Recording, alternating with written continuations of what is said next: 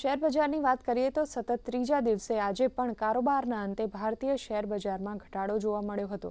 Sensex 270.84 પોઈન્ટના ઘટાડા સાથે 81,909 પર બંધ થયો હતો, તો નિફ્ટી લગભગ 75 પોઈન્ટના ઘટાડા સાથે 25,157 પર બંધ રહ્યો।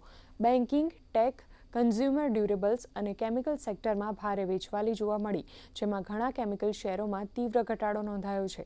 તો બીજી તરફ સોના ચાંદીના ભાવ આસમાને પહોંચ્યા છે।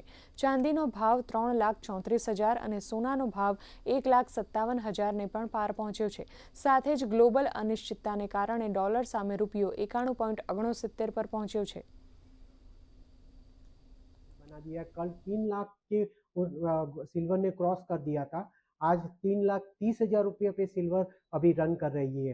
और गोल्ड की बात करें तो गोल्ड ने भी आज 15 लाख के ऊपर का हाई बनाया है और 15,20,000 के ऊपर अभी गोल्ड रन कर रहा है। एक सप्ताह में हम देखें तो सिल्वर ने 30 से 35% का रिटर्न दे चुकी है और गोल्ड ने भी लगभग 8 से 10% का रिटर्न दे चुका है।